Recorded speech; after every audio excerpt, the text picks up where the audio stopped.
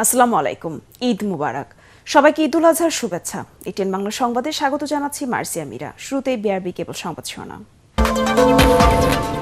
ত্যাগের মহিমায় ঈদুল আজহা উদযাপিত। মুসলিম উম্মার শান্তি ও সমৃদ্ধি কামনায় মোনাজাত। দেশবাসীকে রাষ্ট্রপতি প্রধানমন্ত্রীর শুভেচ্ছা।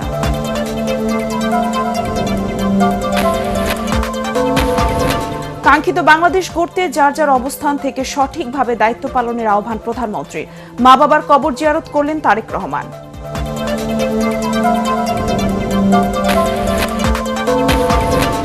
সিন্ডিকেটের দৌরাত্ম্যে লোকসানের মুখে মৌসুমী চামড়া ব্যবসায়ীরা। ন্যায্য দাম না পাওয়ার অভিযোগ।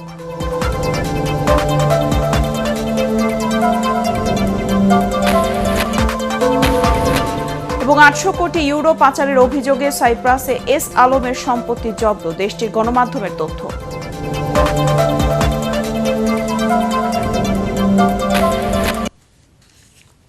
শুনছেন বিআরবি কেবল সংবাদ শিরোনাম, এবার বিস্তারিত।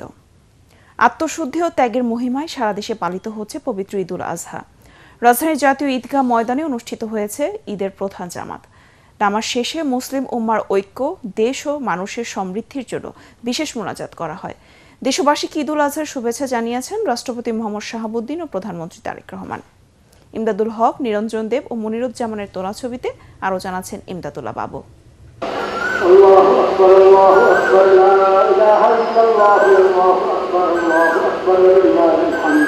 আত্মত্যাগের মহোৎসব পবিত্র ঈদুল আজহা।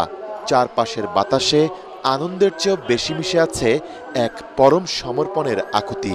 আল্লাহর সন্তুষ্টি লাভে হজরত ইব্রাহিম আলাইসাল্লামের সন্তান ত্যাগের মহান সেই স্মৃতি বুকে নিয়ে শুভ্র পোশাকে হাতে হাত রেখে মানুষের এই স্রোত এসে মেশে পরম সাম্যের আঙিনা জাতীয় ঈদগাহে। ক্ষমতা আর জনতা সবাই থমকে যান ঈদগাহের এক কাতারে। সকাল 7:30টায় জাতীয় মসজিদের ইমাম মুফতি আব্দুল মালিকের কণ্ঠে ধ্বনিত তাকবীরে থমকে যায় পার্থিব সব কোলাহল, সব ভেদাভেদ।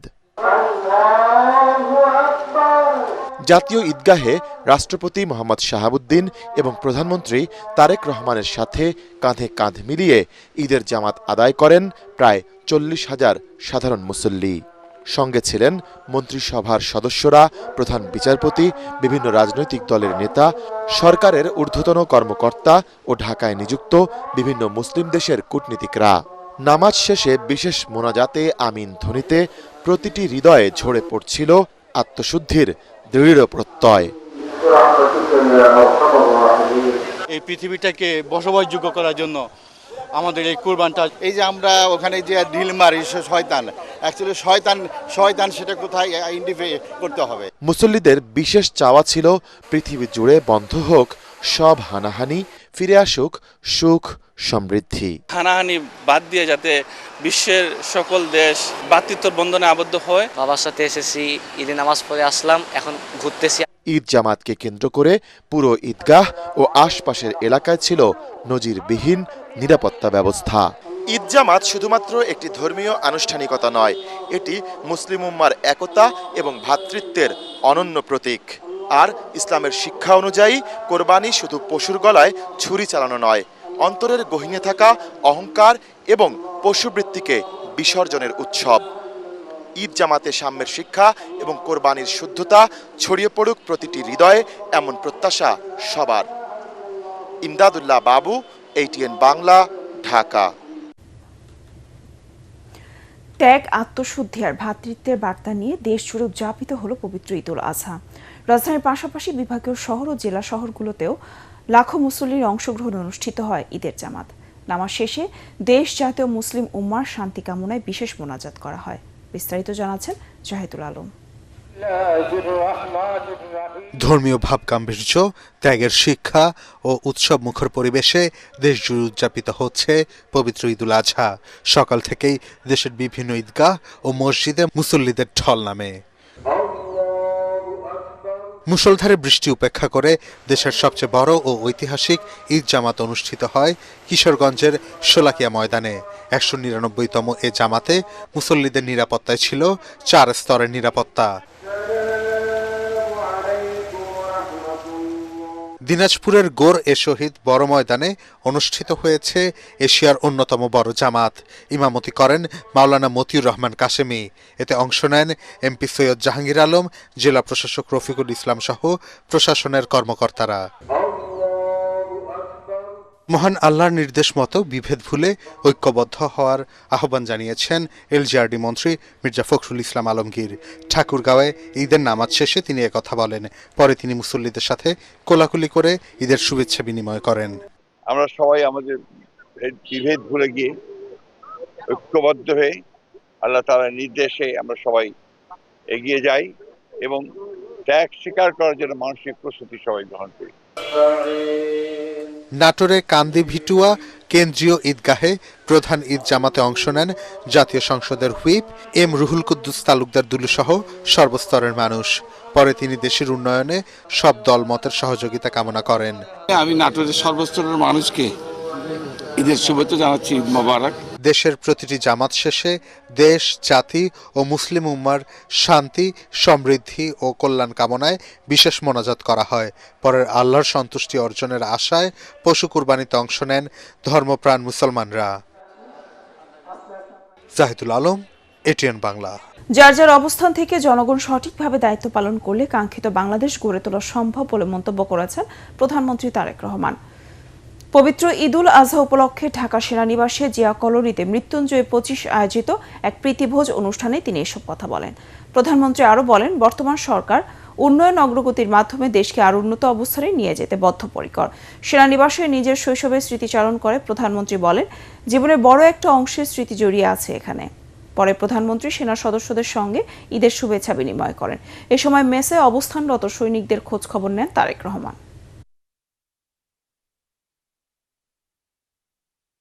আমাদের সবারই নির্দিষ্ট কর্তব্য আছে এবং এই নির্দিষ্ট কর্তব্য যদি আমরা যার যার অবস্থান থেকে সঠিকভাবে পালন করতে সক্ষম হই, সঠিকভাবে পালন করি, অবশ্যই ইনশাআল্লাহ আমরা আমাদের যে কাঙ্ক্ষিত দেশ, সেই দেশটিকে আমরা ধীরে ধীরে গড়ে তুলতে সক্ষম হব। ঈদ জামাত শেষে প্রধানমন্ত্রী তারেক রহমান মা বাবা ও ছোট ভাই আরাফাত রহমান কোকর কবর জিয়ারত করেছেন। এ সময় তার সাথে ছিলেন স্ত্রী জোবাইদা রহমান। পরে দলের শীর্ষ পর্যায়ের নেতাদের নিয়ে দোয়া ও মোনাজাতে অংশ নেন প্রধানমন্ত্রী। এছাড়া প্রধানমন্ত্রী বনানী কবরস্থানে বিডিআর হত্যাকাণ্ডে নিহত শহীদ সেনা কর্মকর্তাদের কবর জিয়ারত করেন। পরে স্বরাষ্ট্রমন্ত্রী সালাউদ্দিন আহমেদ বলেন, জাতীয় ঐক্য ও দেশ গড়ার প্রত্যয়ে কাজ করছে সরকার। এদিকে জনগণকে দেয়া অঙ্গীকার বাস্তবায়নে সরকার দৃঢ় প্রতিজ্ঞ বলে জানান প্রধানমন্ত্রীর রাজনৈতিক উপদেষ্টা রুহুল কবির রিজভী। রিপোর্ট করছেন ঐশী কোষামী প্রমা। ঈদুল আজহার জামাত শেষে জিয়া উদ্যানে বাবা জিয়াউর রহমান, মা বেগম খালেদা জিয়ার কবর জিয়ারত করেন প্রধানমন্ত্রী তারেক রহমান। সেখানে ফাতেহা পাঠ ও মোনাজাত করেন প্রধানমন্ত্রী ও তার স্ত্রী জুবাইদা রহমান সহ পরিবারের সদস্যরা। ছিলেন দলের শীর্ষ নেতারাও। এ সময় প্রধানমন্ত্রীর রাজনৈতিক উপদেষ্টা রুহুল কবির রিজভী বলেন, জনগণের কাছে দেয়া অঙ্গীকার বাস্তবায়নে কাজ করছে সরকার। গার্মেন্টস শ্রমিকরা যাতে ঈদের বোনাস সহ বেতন যথাসময়ে পায়, সরকার বিভিন্ন সরকারি ব্যাংক থেকে যে সমস্ত গার্মেন্টস মালিকরা যারা দিতে পারছেন না টাকা ঈদের বোনাস, তাদেরকে বলে দেওয়া হয়েছে তাদেরকে যেন সহায়তা করে এবং তারা আবার যখন ব্যবসা বাণিজ্য করে সে টাকা ফেরত দেবে। সেখান থেকে বনানী কবরস্থানে ছোট ভাই আরাফাত রহমান কোকর কবর জিয়ারতে যান প্রধানমন্ত্রী। পরে স্বরাষ্ট্রমন্ত্রী সালাউদ্দিন আহমেদ বলেন, দেশ গড়তে জাতীয় ঐক্যের বিকল্প নেই।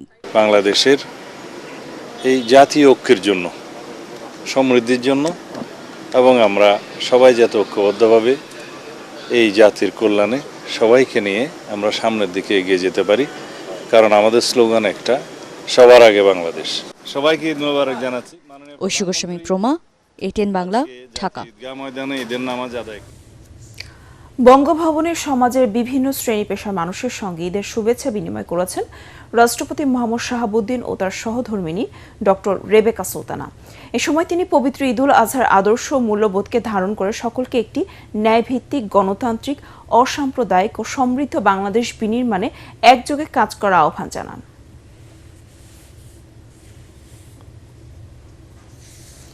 রাজধানীর লালবাগের পোস্তায় জমে উঠেছে কোরবানির পশুর চামড়ার বেচাকেনা। ট্রাক, ভ্যান ও পিকআপে করে রাজধানীর বিভিন্ন এলাকা থেকে কাঁচা চামড়া নিয়ে আসছেন ফড়িয়া ও মৌসুমী ব্যবসায়ীরা।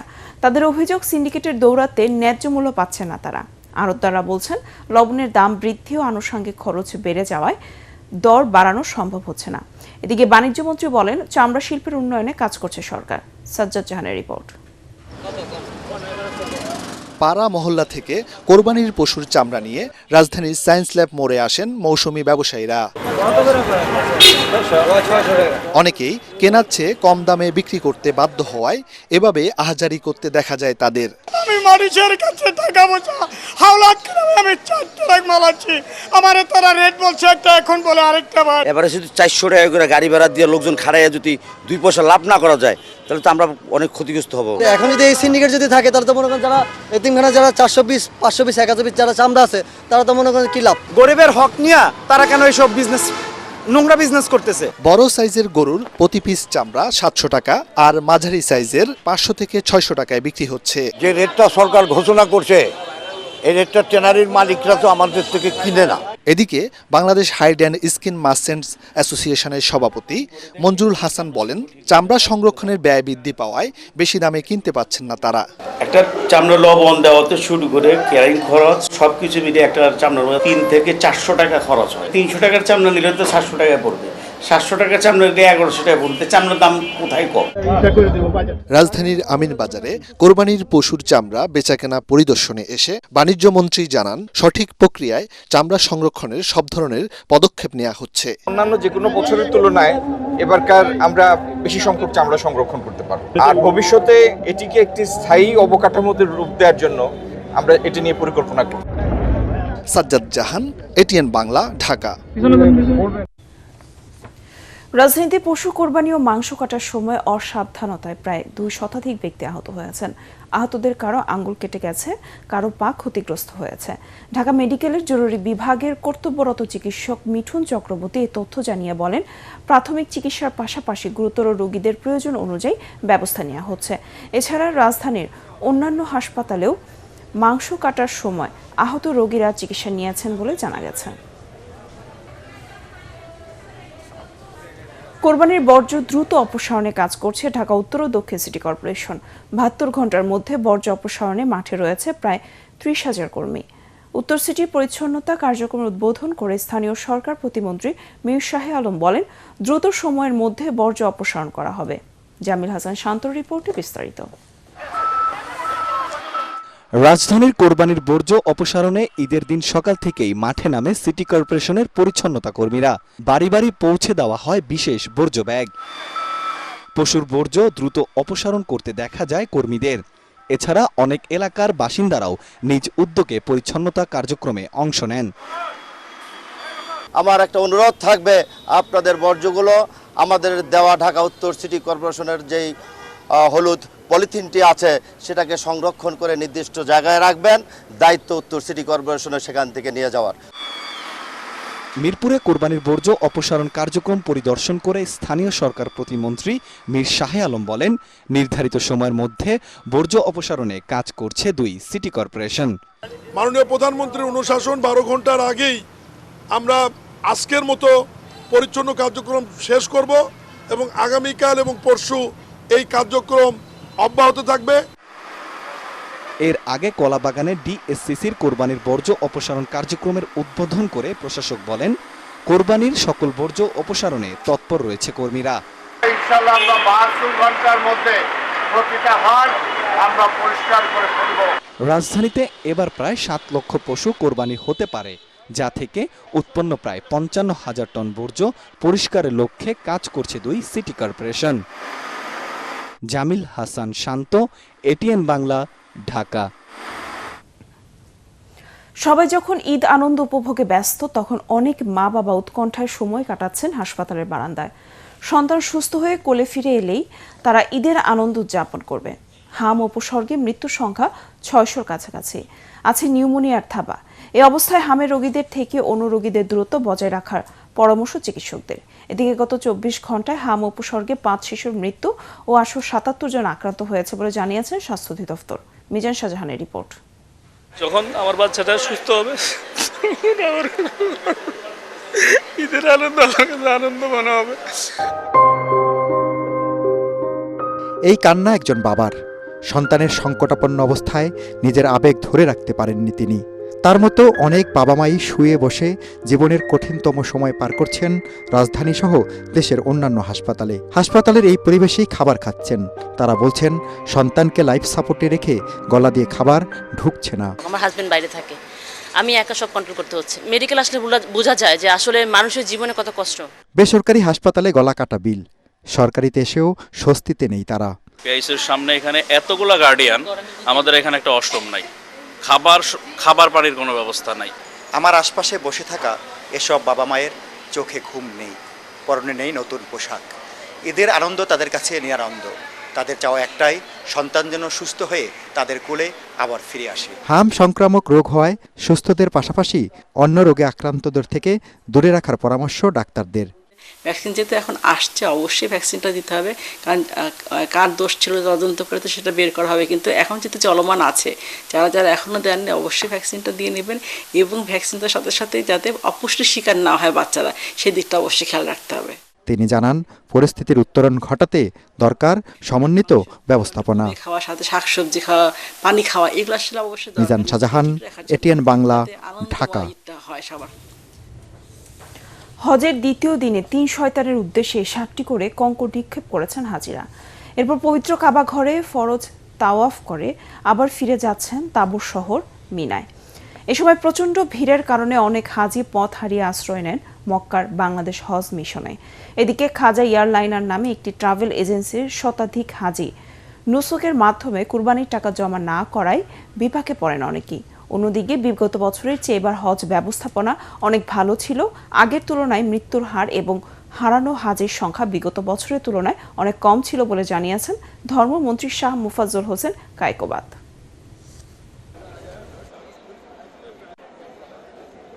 আল্লাহ যা চান তাই হয়, আল্লাহ যা চায় না তা হয় না। আলহামদুলিল্লাহ, আগের তুলনায় এখনকার অবস্থা অনেক অনেক ভালো। আর বিশেষ করে আগের তুলনায় মৃত্যুর হার অনেক কম আল্লাহর রহমতে। হারানোর তালিকা আগের তুলনায় অনেক কম। ব্যাংক জালিয়াতি অর্থ পাচারের অভিযোগে এসআলম গ্রুপের চেয়ারম্যান মোহাম্মদ সাইফুল আলম ও তার স্ত্রীর নামে সাইপ্রাসে থাকা একটি বিলাসবহুল বাড়ি ক্রোকের নির্দেশে দিয়েছেন দেশটির নিকোসিয়া জেলা আদালত। দেশটির গণমাধ্যম সাইপ্রাস মেইলের প্রতিবেদনে এ তথ্য জানানো হয়। বাংলাদেশ সরকারের অনুরোধে গত ১৯ মে সাইপ্রাসের মানি লন্ডারিং প্রতিরোধ ইউনিট মোকাস এর আবেদনের প্রেক্ষিতে এই সম্পত্তি ফ্রিজ করার আদেশ দেওয়া হয়। ২০১৬ সালে সাইপ্রাসের বিতর্কিত গোল্ডেন পাসপোর্ট সুবিধার আওতায় নাগরিকত্ব নেওয়া সাইফুল আলম অবশ্য তার বিরুদ্ধে ওঠা সব অভিযোগ অস্বীকার করেছেন। এসআলমের দেশ থেকে প্রায় ৮ বিলিয়ন ইউরো বা তার বেশি অর্থ অবৈধভাবে পাচারের অভিযোগ খতিয়ে দেখছে ঢাকা। তদন্তের স্বার্থে সাইপ্রাস, সিঙ্গাপুর সহ বিভিন্ন দেশে ছড়িয়ে থাকা এস আলমের বিভিন্ন কোম্পানি ও ট্রাস্টের নেটওয়ার্কের উপর নজর রাখা হচ্ছে। ঈদের দিন রামিসার পরিবারকে সমবেদনা জানিয়েছেন প্রধানমন্ত্রীর রাজনৈতিক উপদেষ্টা রুহুল কবির রিজভী। ঈদের দিন রামিসার পরিবারকে শোক জানাতে পল্লবীর বাসায় যান রিজভী। এ সময় রামিসার বাবার কান্নায় এক আবেগঘন পরিবেশের সৃষ্টি হয়। পরিবারের সদস্যদের সান্ত্বনা দিয়ে রিজভী বলেন, হত্যাকারী ধর্ষকের সর্বোচ্চ শাস্তি নিশ্চিত করার ব্যাপারে প্রধানমন্ত্রী আশ্বস্ত করেছেন। রাইসার আত্মীয় হিসেবে সবাই পরিবারের পাশে থাকবে বলেও জানান তিনি। এ সময় বিএনপির স্বাস্থ্য বিষয়ক সম্পাদক ডক্টর রফিকুল ইসলাম উপস্থিত ছিলেন। ঈদের ছুটিতে রাজধানীর বিনোদন কেন্দ্রগুলোতে ছিল দর্শনার্থীদের ভিড়। ফাঁকা ঢাকায় সপরিবারে ঘুরে বেড়াতে দেখা গেছে নগরবাসীকে। নতুন পোশাকে শিশুদের আনন্দ আর উচ্ছ্বাস ছিল চোখে পড়ার মতো। শাহজাহান সেন্টার ক্যামেরায় আরও জানাচ্ছেন আনান্তা সিনরি। ঈদের ছুটিতে প্রিয়জনের সঙ্গে সময় কাটানো যেন উৎসবের অন্যতম আকর্ষণ। দুপুর গড়াতেই তাই মানুষের পদচারণায় মুখরিত হয়ে ওঠে রাজধানীর বিনোদন কেন্দ্রগুলো। ফার্স্ট টাইম ঈদ করতেছি ঢাকায়, তো আসলে ফ্যামিলিকে মিস করতেছি, মানে বাবা মাকে। আমরা গ্রামের বাড়ি যাওয়া হয়নি, আগামী দিন যাবো আর কি। এই জন্য আজকের দিনটা ভাবলাম বাচ্চাদের নিয়ে শিশু মেলায় ঘুরে আসি। সারাদিন গরু নিয়ে আর কি একটু ব্যস্ত ছিলাম, তো দিন শেষে বিকালবেলা আমি ফ্যামিলি নিয়ে একটু বের হলাম আর কি। শ্যামলী শিশু মেলা, হাতিরঝিল কিংবা সরওয়ার্দী উদ্যানে ঢল নামে মানুষের। ঘুরতে আসছি, এখানে আমি খেলতে আসছি, ঘুরতে আসছি। বিভিন্ন রাইডগুলোকে ঘিরে ছিল শিশুদের হুল্লোড়, তাদের সাথে মেতে উঠেছিল বড়রাও। আসলাম বাচ্চাকে নিয়ে আনন্দ করতে। ব্যস্ত রাজধানীতে বিনোদনের পর্যাপ্ত জায়গা না থাকলেও ফাঁকা শহর ঘুরে আনন্দ খুঁজে নেওয়ার চেষ্টা নগরবাসীর। আনন্দ সিমরি, এটিএন বাংলা, ঢাকা। এবার আন্তর্জাতিক সংবাদ।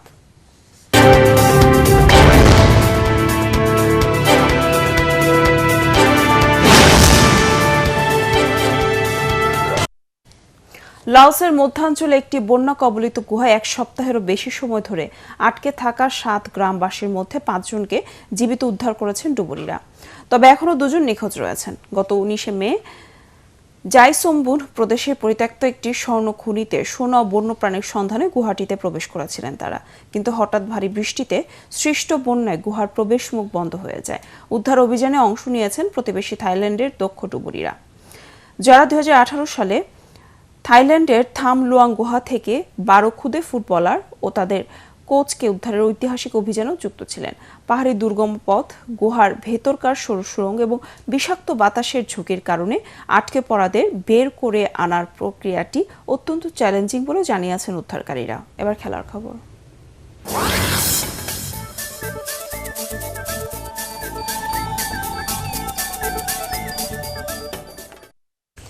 গ্রুপে নিজেদের প্রথম ম্যাচে মালদ্বীপকে 4-2 ব্যবধানে হারিয়ে সাফ নারী ফুটবলের সেমিফাইনাল নিশ্চিত করল বাংলাদেশ। ভারতের গোয়ার জওহরলাল নেহেরু স্টেডিয়ামে খেলার 3 মিনিটে আনিকা রানিয়া সিদ্দিকী সাফের বর্তমান চ্যাম্পিয়নদের লিড এনে দেন। এরপর বারবার মালদ্বীপের সীমানায় হানা দিলেও গোলের দেখা পেতে 30 মিনিট পর্যন্ত অপেক্ষায় থাকতে হয় মারিয়া মান্ডা ঋতুপর্ণাদের। ব্যবধান দ্বিগুণ করেন উমেলা মার্মা। তবে 38 মিনিটে মালদ্বীপের মারিয়াম নোরা দারুণ বুদ্ধিমত্তার ব্যবধানে 2-1 নামিয়ে আনেন। বিরতি থেকে ফিরে খেলার 56 মিনিটে ফজলা আমিনাত ম্যাচে 2-2 সমতা ফেরান। 63 মিনিটে এবং খেলার ইনজুরি টাইমে বদলি খেলোয়াড় সৌরভে আক্তার প্রীতি 2টি গোল করে বাংলাদেশের 4-2 ব্যবধানে জয় নিশ্চিত করেন। আগামী 31 মে গ্রুপের শেষ ম্যাচে চিরপ্রতিদ্বন্দ্বী ভারতের মুখোমুখি বাংলাদেশের নারীরা। শেষ করার আগে বিআরবি কেবল সংবাদ শিরোনাম আরেকবার। ত্যাগের মহিমায় ঈদুল আজহা উদযাপিত, মুসলিম উম্মার শান্তি ও সমৃদ্ধি কামনায় মোনাজাত, দেশবাসীকে রাষ্ট্রপতি প্রধানমন্ত্রীর শুভেচ্ছা।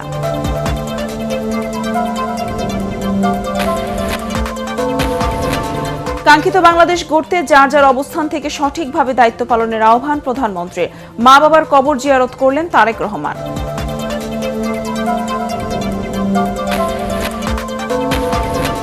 সিন্ডিকেটের দৌরাত্ম্যে লোকসানের মুখে মৌসুমী চামড়া ব্যবসায়ীরা, ন্যায্য দাম না পাওয়ার অভিযোগ।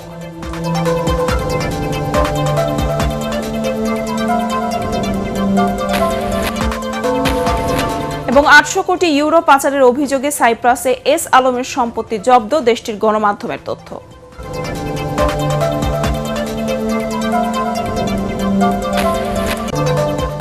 পরবর্তী সংবাদ দেখার আমন্ত্রণ জানিয়ে এখনকার মতো শেষ করছে এটিএন বাংলা সংবাদ। ইউটিউবে দেখতে ব্রাউজ করুন 8/ATN বাংলা নিউজ। ধন্যবাদ সবাইকে।